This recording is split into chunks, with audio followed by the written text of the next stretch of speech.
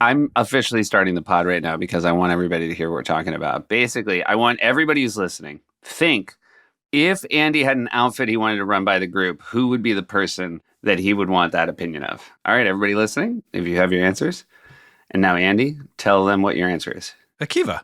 Yeah. But it's not because I'm a fashion maven. It's just because I pay attention to stuff. I wouldn't even say you're the most stylish dresser of us. I would say Yorm is. Yeah. Agreed. Yorm puts the most effort and takes the most risks, style-wise, in terms of what he'll wear. Really? Agreed. This is new information that you think that. I would think that Akiva takes the most risks in his sneaker game. I didn't say sneaker game. And so I guess I'm on the outside looking in on both counts. Even right now, your T-shirt is like a wider necked T-shirt with little rips in it. That's why I'm drinking an Aperol Spritz in the middle of the day.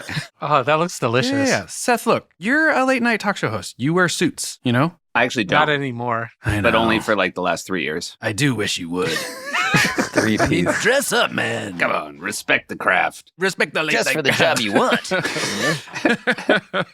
No, I'm just talking about like Akiva is probably the only one of us that would click through on a red carpet photo gallery and be like, what are people wearing? Yeah, that's right. Yeah, I think that's right. And be able to process it and remember. That's right. Yeah, and be like, here's what people are doing and what's like more trendy right now. I also can't deny somewhere inside I wish I dressed really cool, but I don't have the patience or think I'm cool enough to pull it off. I'd be self-conscious. But I see people dress cool. I see like Chalamet dress cool and I go, oh, I wish I could dress like that. That's cool. I'm jealous of it somewhere deep down. Oh, yeah. I think the older I got, the more I realized I missed the time in my life where I could make those big choices. And I'm so jealous of people who appreciate in their youth to go for it. Exactly. But Seth, what's like the most... I mean, you generally would wear like sambas. I stunk the whole time. But I have a theory. Don't you think I always I don't feel like I was ever the kid. You know what I mean? Like, Right. You have a stately way about you. You're the Yeah. older brother. Yeah. But you know what else, though? You know what I will say? Sambas came all the way back last few years. But by the time they came back, I wasn't wearing them anymore. Right, it would have been weird for you to wear them now. I'd moved on to Hokas. Oh, wow. So tight. I let the fashion flag touch the ground, as they say. Now, Yorm just walked away, and I'm wondering if he's about to come back in a dazzling outfit. No, same same thing. outfit. Nope. God damn it. Yorm might take big old fashion choices, but Yorm's backdrop, he looks like he's living in the home of like an old dowager who passed away and left it to him. It's so great that people can't see this. But that's accurate, what he said. It does. It's like a dowager's chair. There's a lot of like Lego figurines behind me, though. That youngifies me. It's like, that boy Yorma was nice to me once. I shall leave him my house. Welcome to another Lonely Island Seth Meyers podcast. This was the cold open to this episode's podcast, and much like an SNL cold open, it's probably a little unsatisfying, but it's important.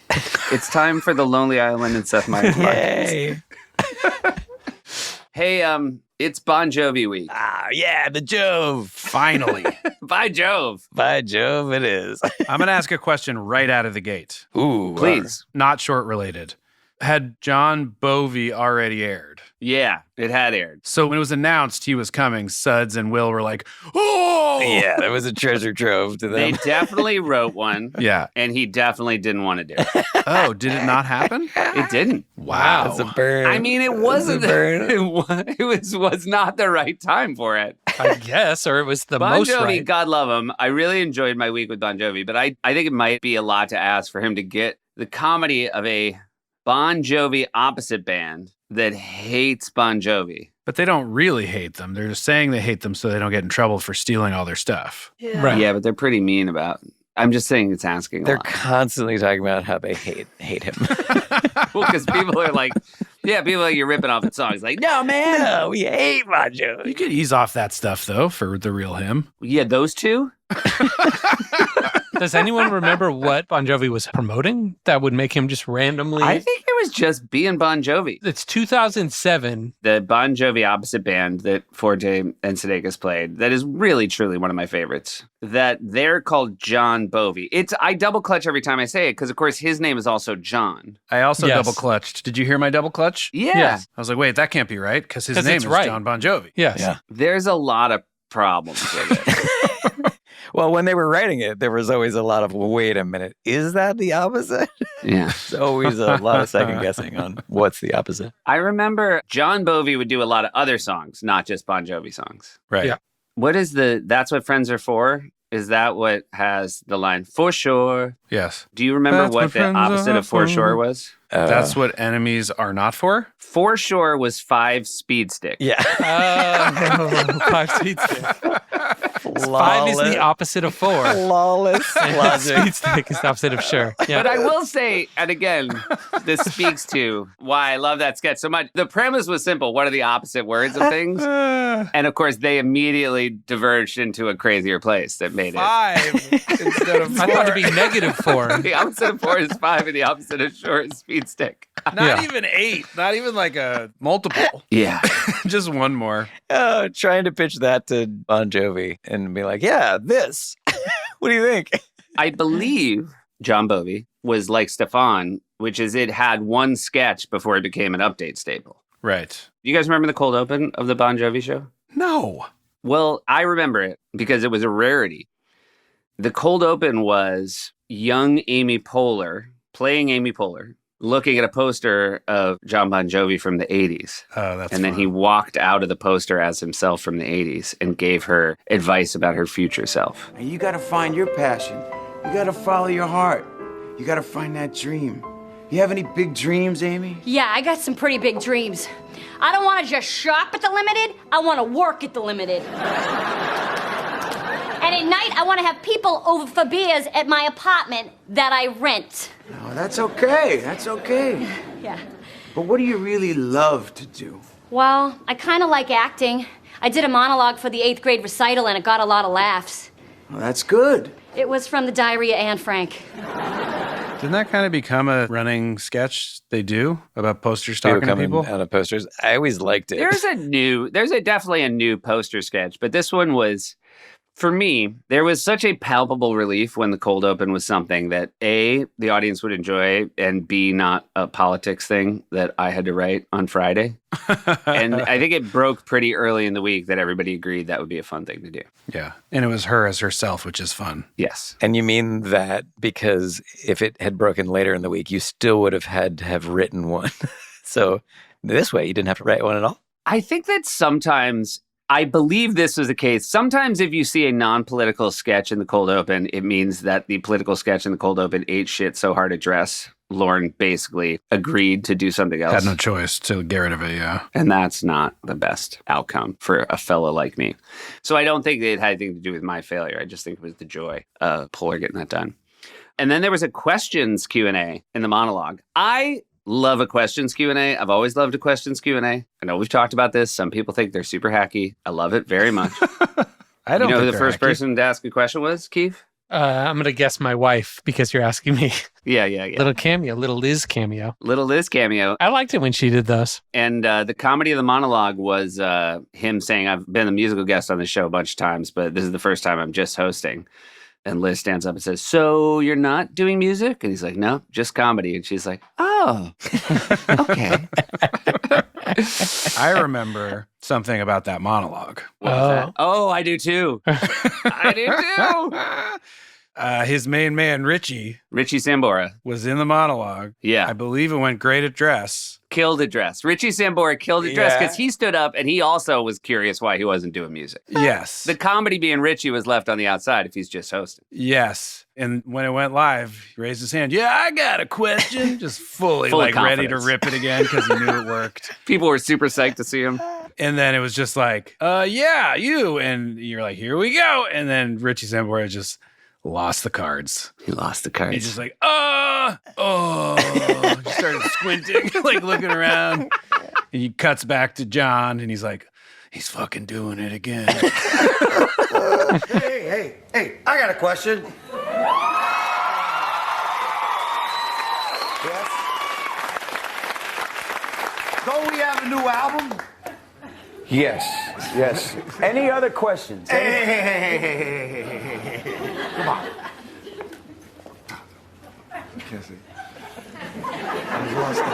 I lost that. Any other questions?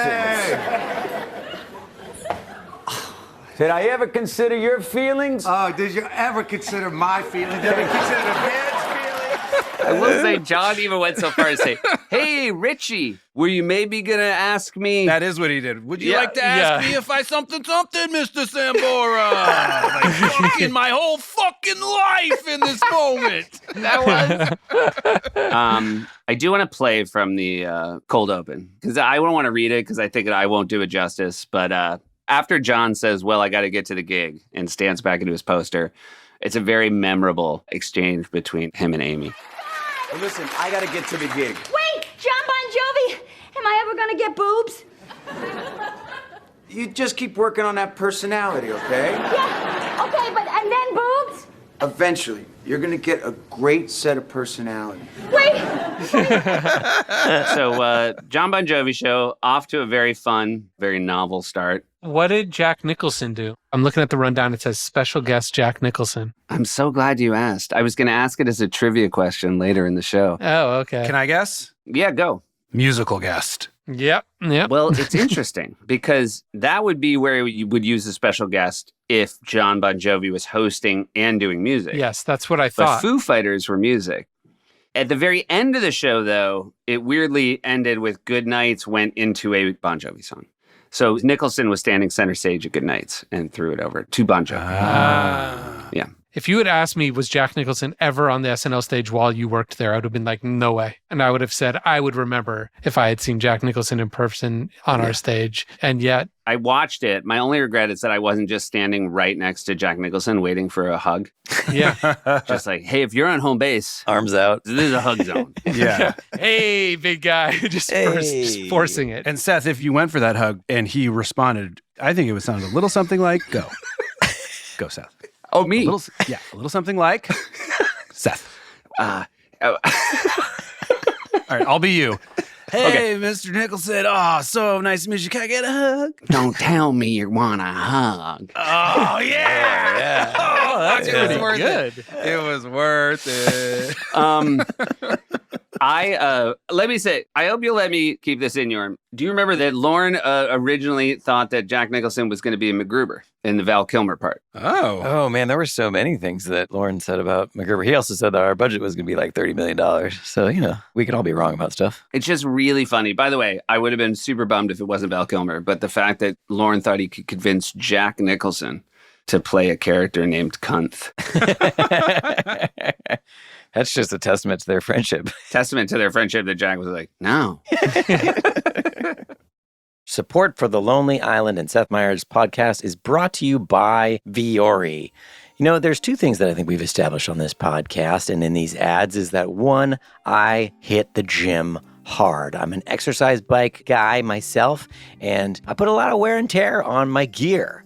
And the other thing about me is that I love a happier, healthier planet. And Vuori offsets 100% of their carbon footprint. Since 2019, they have also offset 100% of their plastic footprint. That's not 95 or 98%, guys. That's 100 for both of them. They strive to utilize preferred materials for their products, empowering your best active life. Two things that I love: great workout gear and powering a healthy planet. Feel good about the things that you buy and also how they were made. Vuori is an investment in your happiness. For our listeners, they are offering 20% off of your first purchase. Get some of the most comfortable and versatile clothing on the planet at vuori.com/island. That's VUORI.com/island. Not only will you receive 20% off your first purchase, but enjoy free shipping on any U.S. orders over $75 and free returns. Go to vuori.com/island and discover the versatility of Vuori clothing. I did! Support for the Lonely Island Seth Meyers podcast is also brought to you by Mando. Man, we're talking about the gym a lot today, guys. Have you ever lifted a little too hard? And, maybe you forgot to apply that underarm protection.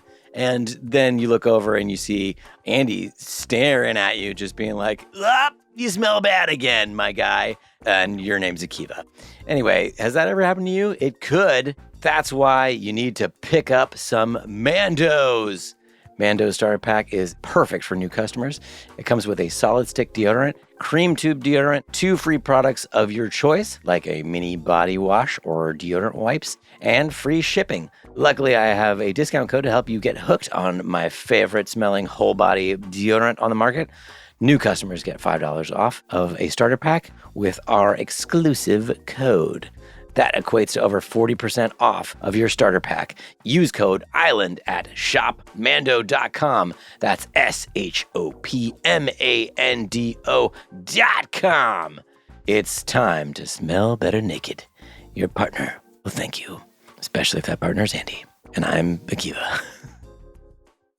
All right, I'm going to keep this really brief. Can you just sing us into Seth's Corner?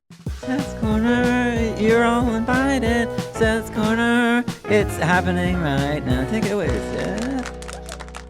I wrote a sketch called New Jersey Game Show, and much like question monologues, I know people think that game show sketches are a failure of originality. Fuck those people. I love them. I'm just saying, you haven't gotten to me. I love what I love. Same. New Jersey Game Show, the way you rang in was to yell, "Oh!" And I don't remember much about the sketch outside of the fact that it maybe was the crew's favorite thing in the entirety of my time on the show. Like, for months after, I'd walk by the crew and they'd just go, "Oh!" So there was a lot of value in it for me, and I have no regrets. First category up is food. Food. Food, like All what right. you eat. Yeah, you know what? Food. Come on. Food. All right, you got it. Your wife's making your grandmother's recipe for baked ziti. She spreads a layer of cooked ziti in a casserole dish. She realizes she's out of ragout, so she reaches for a block of Velveeta. Frank, you up first. Go. Oh, Velveeta and a ziti. What's next? Prego? Here's an idea. Why don't you just go down to my grandmother's grave and spit on All it? right. Good answer, Frankie. Can I go back and tell one story that I was just looking up? Yeah, go for it. So at the table read, this is just another MacGruber story. At the table read of MacGruber, we didn't get Jack Nicholson, but we had Ray Liotta playing Powers Booth Colonel role. But the way he did it, we didn't talk before the read, and you should always talk to the actors before the read. And the way he did it was him just going, "Hey, MacGruber, what do you think we're gonna do, MacGruber? Oh man, MacGruber!" And I was like, "Oh, this is the most bizarre take ever. I wish I had talked to that guy." Wow. Rest in peace. Rest in peace. R.I.P. I was there. I forgot that completely. Yeah. It was him doing that, and then Ryan was doing a little bit more, I don't know what you'd call Real it. hip hop. A little more hip hop, a little like, "All right, MacGruber, come on." Like just a little bit more like a guy from New York or something as well. They both had made kind of different New York choices. Ryan had just been in Stop Loss, and he had played like a military dude who was kind of hip hoppy. So he was playing like a street grunt. Yeah. Yeah. I just was watching a clip of MacGruber and was taken with how good Powers Booth was. What a legend. It was my favorite. What my a legend. favorite conversation I've maybe ever had on set was him saying like, "So when he offers to fellatiate me, like, how do I feel about it?" And I was like, "Oh man, I mean, it's heartbreaking. I mean, you this man, you know, you're his mentor, and you're seeing him at his lowest moment. And it's really fucking painful." And I meant it. He nailed it. It's perfect. And he plays it. That's the energy he plays. Yep. I will say one of my favorite things being on the set of MacGruber was Val Kilmer and Powers Booth standing with just a bunch of comedy nerds around them and telling stories about Tombstone. I was going to say, they're both in Tombstone. They're both in Tombstone. And I don't even know if they'd seen each other since Tombstone. And I think for as wonderful a movie it is, a troubled set. And they had great stories about Tombstone. So good. I mean, one of the funniest things that Val said at one point, which I don't know if I told any of you guys at one point, was that he was like, "I've only been wrong about one movie before about how successful." He was like, "This is going to be really successful." And he was like, "I've only been wrong one time before." And I was like, "What movie was that?" And he was like, "Top Gun."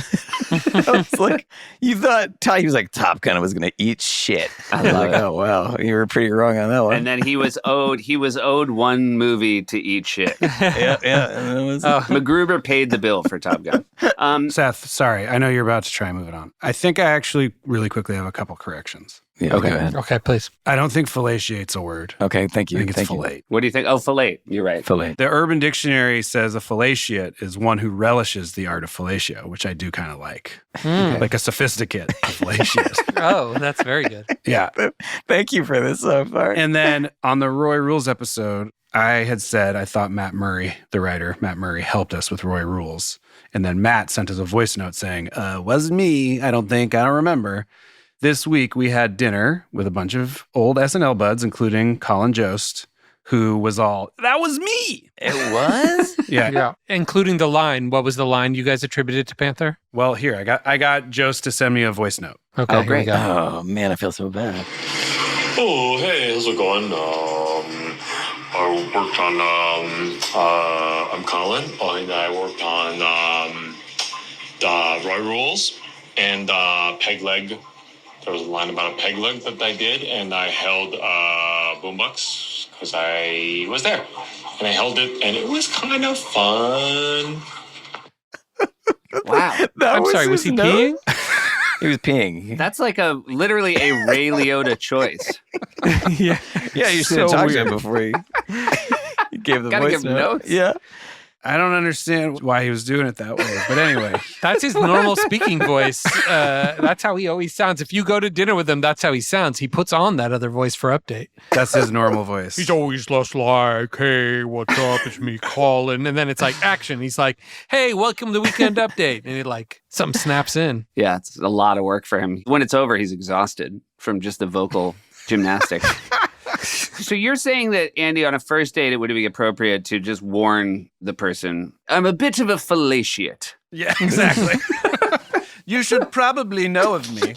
I'm a notorious fallaciate. I'm a man of many tastes. That doesn't mean I give it. I just enjoy it. I'm just a great fan of the act. A couple small things before we get to the short. There's a lot to say about the short, but I'm glad there's a lot of other stuff to say as well.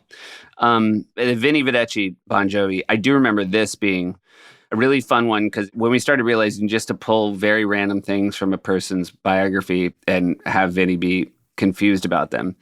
Vinny at one point says the song Wanted, Dead or Alive is about a robot horse. And Bon Jovi's like, oh no, that's a steel horse. That means like a tour bus. And then Bill's like, like cutting, like, no. And then you turn around and just a robot horse is creeping up. That's right. Also, really impressively, Bill sings Living on a Prayer in just like made up Italian. And the really funny part is it cuts to Will and Fred while they're eating, just going, whoa. They do that part. The most Simon Rich sketch, it's called Band Name. Based on it being a Simon Rich sketch and the sketch being called Band Name, do you guys remember it all? Or can you guess the premise? I'm guessing it's the meeting where they decided Bon Jovi, and Bon Jovi's there just being like, well, I think trying to come up with like roundabout reasons why Bon Jovi is like a good idea for everybody and would suit everybody well, even though it's clearly his name. No offense, John, but we've already been here for 12 hours. You're not going to convince us. I don't get it. I mean, what's wrong with Bon Jovi? John, I wasn't going to say anything earlier, but I think that maybe the reason that some of us are having a problem with Bon Jovi is that it's your last name. Yeah. Guys, come on. I mean, it is not why I suggested Bon Jovi. I mean, honestly, it didn't even occur to me that Bon Jovi was my last name until you guys reminded me. Okay. Andy, would it surprise you to know you're in that sketch? No, that wouldn't surprise me. Yeah. Andy, tell me about Naked Guy on Update. Very excited to have watched Naked Guy. I got some things to say about Naked Guy. It was based on a real thing. Yeah, I told a joke. There was a guy in the New York Post. He was a naked guy in New York City on a cell phone, had gone into a Tad steak. And I can't, the punchline was like, people knew something was wrong when a guy went into Tad steaks. But then you show up. Right. Playing a naked guy. You're on your cell phone and you're just talking very rudely. And do you remember anything that the naked guy said? No. It's that naked guy. Oh, no. What's up? Hey, what's up? No, I'm at SNL. What? No, I'm still totally naked. Yeah, all the squares are freaking. Oh, look, a quarter. Let me just bend down and pick this up. We're squares. We're all squares because we don't like a naked guy. But then you drop and again, you're shot waist up. Then you drop a quarter. You go, oh, I dropped a quarter. And then you bend down to pick it up and just like shooting your butthole right at Amy and I. Yeah. We both recoil, but then Amy has a great move where she sort of reconsiders. She's like, oh. She sees something. She's not as put off as she thought. She's always keeping it posy. She's like, I'm not going to be one of those aforementioned squares. I could get into whatever. The other thing that happens at Update is it's the first appearance of Fred as Nicholas Fane, which is one of the more unique things in our run of the show. Agreed. Hard to explain Nicholas Fane, other than the fact that Fred is it is 100 false starts in a row of a political comedian trying to make a salient point. And again, no one is more patient than Fred. No one knows what's going on. And then by the end, there's sort of a rolling laugh as people appreciate that, oh, none of this is on cards. Right, yeah. This is great. New York Times, ex-commander calls Iraq effort a nightmare by David S. Cloud. I mean, come on, you guys. There's no way. No, man. No. Can't do that. Man. This is great stuff in here. Wall Street Journal. I thought of you guys. Venture capital meets cosmetic medicine. What? No way, no. He would come out with a newspaper, is that right? And point at different stories, and he's just improvising? And it was a lot of him that he was going to challenge you. It's very challenging political comedy because he talks about stuff other people don't dare to. Yeah. And then it was just not being able to even. No points.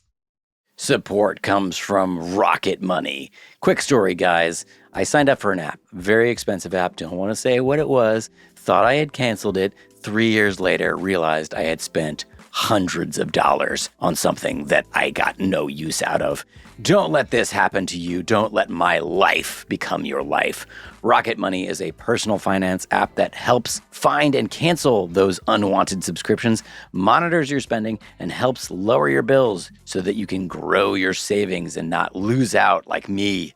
See all of your subscriptions in one place and know exactly where your money is going. For any apps that you don't want anymore, RocketMoney can help cancel them with just a few taps.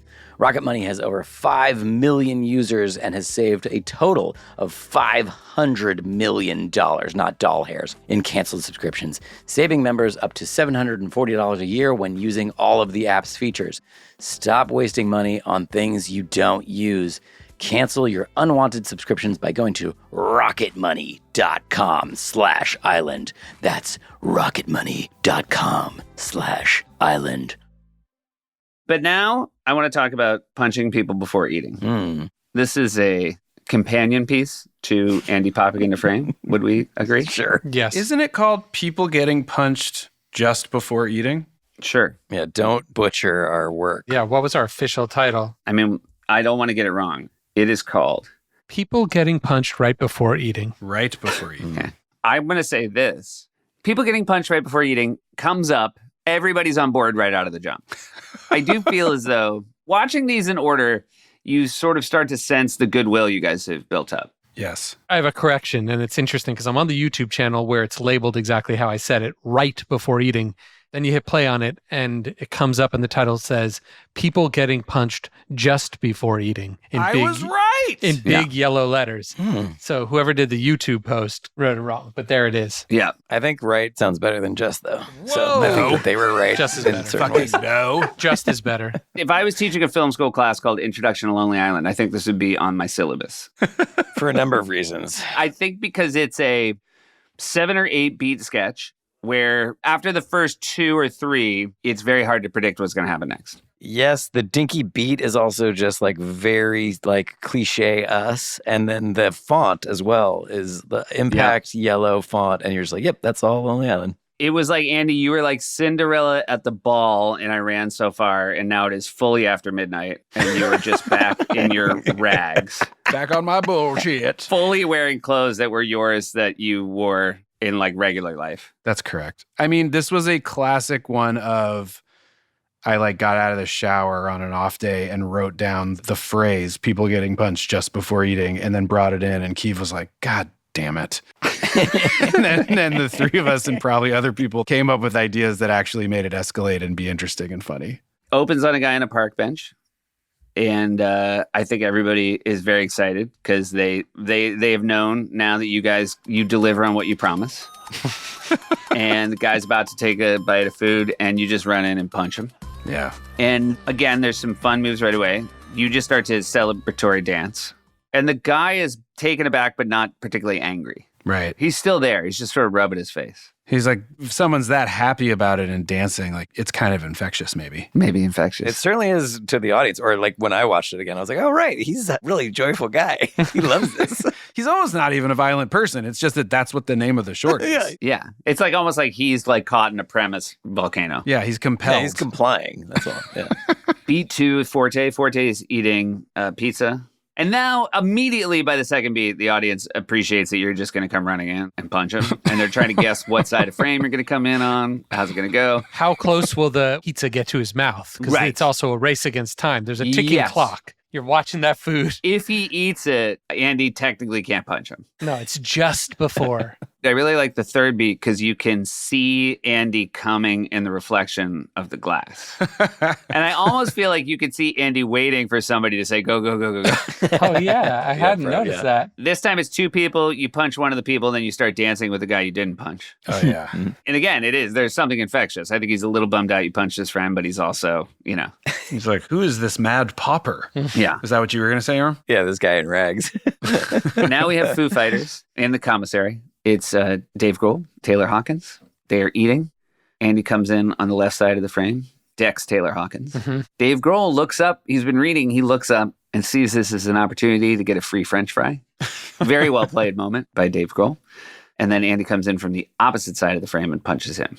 So far, everyone's doing a great job getting punched, too. Yes. Like both Taylor and Dave. Can I ask a question to Keeve and Yorm? Yeah. Mm-hmm. Did we do a cut, like an in-camera cut, or did I run around in the same take? I bet you ran around. There's no way there was an in-camera cut. You ran around, but if you want the real inside baseball and the timing, because it was one of the first times I ever did this, I split screen Dave off so I could retime it. So even though we did it in one take, exactly how you see it, I lost time in the center of it. So it timed out perfectly by making a split right in the center. And Dave is on a different, he's a little forward in the same clip you're watching at the same time. Yes. To nerd out even more, too, this was also one of the times that I was like impressed with your editing, Keeve, when you were like, oh yeah, in the movie Snatch, you remove frames in a punch. So you'll start with punch and then skip a bunch of frames and then go later in the punch and it looks super savage. And it really does, actually. I feel like, Keeve, you discovered that when we were doing the Boo back in Channel 101. Yeah, I discovered it sometime back in LA because it was that there was some punch in a trailer that I couldn't get over why the punch looked so ferocious. And I just framed through and the guy cocked his fist back. And then the next frame, it was way down, like in a way that was impossible. And I was it was like, almost like across the face and the second frame where you're like, oh, shit. Yeah. And so I would just copy that by framing through each one of these punches and removing the key. There's always one frame where it looks like the fist is still, where you really see it in focus. And if you get rid of that one, it's always a blur and it looks way better.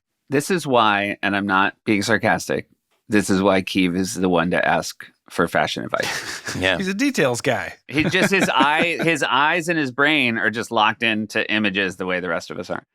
I didn't realize because they are great punches, and punches in live sketches look terrible. Yeah. And yet these, I would have assumed, were the punches that were done. But of course, Keeve was sweetening the punches. He was. That movie magic. Then Bon Jovi, he's about to take a bite of something. You punch him. He hits the ground, then he pops right up holding a guitar. Mm-hmm. Speedy recovery is flashed on the screen, and then he sort of blows a kiss to the camera. He does a little tasty lick, a little. Yeah, I feel like he pitched that because he didn't want to get fully punched. I want to say it's full recovery. Full recovery. Yeah, full recovery. And I want to say adding that is how he agreed to get punched. Yes. Yeah, he was like, what if I... Everybody had different rules as to how they get punched. Exactly. Yeah, if he hits me, I got to hit him, and neither of us can be hurt. Or I got to pop right back up. But bless his heart, he was in it, and it did get a laugh. And full recovery gets a laugh. Also, full recovery and the guitar lick is definitely in keeping with the tone of this celebrating the punches. Yes. Now, a really nice performance here by both you and Sudeikis. Suds is about to take a bite of a burger, gets a phone call right as you're running up. You full Muppet arms. This is a Muppet if he was about to punch somebody and then realized they saw him. It's a very good observation, and I actually remember it the way I remember certain moves that like Homer Simpson does, where the way you spin around, Andy, of like, I can't punch him because he's This whole sketch is a cartoon. Yeah. It is a cartoon. Oh, it's burned in my brain. It's fantastic. And then there's a really nice Suds thing where he hangs up the phone and he's so irritating the way he looks at his burger. His little eyebrow raised. He's a little like, ooh, and now to the burger. I mean, that's actually also equally Homer Simpson. Oh my God, totally. The guy who's like, ooh, and now back to this. And so there is a little extra joy of him getting punched. Then there's a bunch of fast cuts, a lot of friendly faces from the past. Mike Poole, Matt Yonks, some other people getting decked. Then Forte, now he's got a black eye. He's back at the pizza place. He's very wary. I think he maybe is expecting that this is going to happen again. And he's ready for you, Andy. Yeah. He cocks his fish, hands up, you're out of his way. And you sort of are cowed. You sort of slump off. But then you return behind him and you strangle him to death. You kill him. Yeah, the rising up behind him is well done, too. That's good framing. It's really well done. I also like seeing the streets of New York and no one giving a fuck. Oh, it's the best. Yeah. And now it flashes murder. You do a little dig, and now it's like another, like, just fast cuts. Little Yorm cameo. It happens. Oh, Yorm, you get decked? Yeah. I feel like my reaction's a little big, but, what are you going to do? No, you're selling it. And then Fred gets punched. And it's only when you go back and know what happens that you realize, it happens so fast you don't realize he's eating an arm. Yeah. Very nice. And now this is when, I enjoyed it today. This is when I think at the time it maybe diverged from what Seth was looking for at a digital show. That's not surprising. And again, I'm not saying I'm not proud of it, but I remember being like, what? It's the October 13th show, I just want to point out. Oh, Are you trying to Halloween me? Yeah. You better believe Trying it. to Halloween me? Now, was there another episode after this closer to Halloween? Yeah. The next one. What is that? Deep burn. I don't think I think this was it. Nope, October 20th. There's definitely a show. No, this was the Halloween app. No. I love you trying to push that. Who hosted on the 20th? Brian Williams. No, sorry. That air date is November 3rd, 2007. Oh. After Halloween. Seth, you fucking idiot. All right, so it's the Halloween show. It is way before Halloween. Yeah. Like maybe we didn't need a Halloween episode that year, but this is it. This is the Halloween. So anyway, Fred is a zombie, and you punched him. Anyway, I will never let I remember you live saying, this down. I remember us saying this will be our David S. Pumpkins. Oh, this was the David S. Pumpkins of its day. Yeah, for sure. And we said that all the time. And even like we were like, what do you mean? You're like, trust me, this will be David S. find out. Pumpkins big. And then Fred looks up, and then it turns out there's a bunch of zombies around 30 Rock. And then, I mean, the most cartoony thing, now they're chasing you just across frame. And one background is the Eiffel Tower. Then it's Mount Rushmore. Yeah. Then it's the pyramids. Was that the last one? We're going to see right now. We're playing it. Yeah, Oh, no, it's the Kremlin. Moscow. Yeah. And you're all dancing together. So at some point between the last frame and this one, now you're friends and you're all dancing together. And now maybe, I mean, I don't know. Do you want to tell everybody how it ends, Keeve and Andy and Yorm, and tell us how you got there? It doesn't say Happy Halloween, I'll tell you that. Good call. Oh, interesting that you chose. Yeah, you could have said Happy Halloween here and you went with something else, which I believe indicates you didn't think this was a Halloween digital short. There's no way we didn't think that. As Andy pointed out, this is a bit of the smile without the eyes that Andy likes doing. Yeah, that's dead-eyed. It's a little bit of a sad. He looks very, very scared, but he's trying to be happy. And it says, believe in your dreams across the screen. Which is actually pretty appropriate for the content that you just watched. Like, yeah, anything could happen. You might be on TV one day without deserving it. I do kind of think the subtext of it is, yes, yeah, that like we just made that. 100%. That was what we were saying. It's like anything could happen. So that's why I argue it's worth showing in the intro to. It's not Criterion for me, but it is like a very important piece in the syllabus of intro to digital shorts. Agreed. I'll agree with that. It could never make it through a table read. A bunch of series of events had to happen to lead to us having the freedom to create something this, I don't know, hard to pin down. That and also what Seth mentioned when it started, because I remember actually starting to feel like, oh, they're on board when they shouldn't be. Like it felt like a little quicker on this one where they were like, oh yeah, they like this already. Yeah, but I mean, it is. The opening title card is definitely, hey, we have an idea that is inherently funny and new. So I don't think they were like, Okay. it wasn't like, All right. we laugh at everything they do. It was more like, we're on board. Hey, Kiva, can you open the YouTube back up? Because I like the new thing. I'm going to ask you to read the most recent comment. Yep. By the way, I don't know how I feel about it vis-a-vis Criterion. You're okay with it being Criterion? I don't know that it's a for sure no for me. I'll say that. Okay. Yeah. Yeah, I might put it in there for the same reasons you think it's part of the syllabus, but it might make its way there. Oh, wow. Blue Rum from one day ago in all caps writes, yo, who's watching this in 2024 from foggy London town? Oh, shit, y'all, we're hitting the culture. Oh, shit. Hey, Andy, I guess your dreams did come true. Believe in your dreams. Tenfold. Oh, this one's saying hi to me. This is from 4 days ago. Haven't watched this in about 10 years, but man, it holds up. The track, the moves, the murder, no notes. Hi, Akiva. Hi. And then the next one is to Andy. It doesn't say his name. It just says, that wasn't even funny. Yeah. But from 4 days ago. Wait, so that's directed at me? I don't know. This next one also said from 5 days ago, this didn't age well, did it? Why didn't it age well? I don't know. I feel like there's nothing uncouth. By the way, somebody did call it. Bon Jovi was like, I won't do this unless I can save face and look cool. You know what? Can I say something about Bon Jovi? Yeah. Because we haven't really addressed, I was a big Bon Jovi guy. Yeah. Like 4th, 5th grade, I had Slippery When Wet on cassette in my Walkman Sport.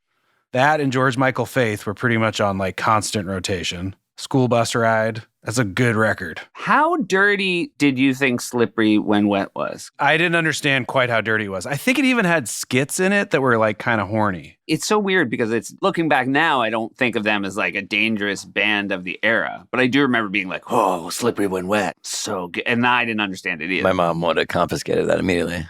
I like songs that were super popular and super sing-alongy, like Living on a Prayer, that also had a real blue collar, used to work on the docks. I like that right off the bat, as a 11-year-old, I was singing about dock workers and how the union's been on strike. Yeah. In bars.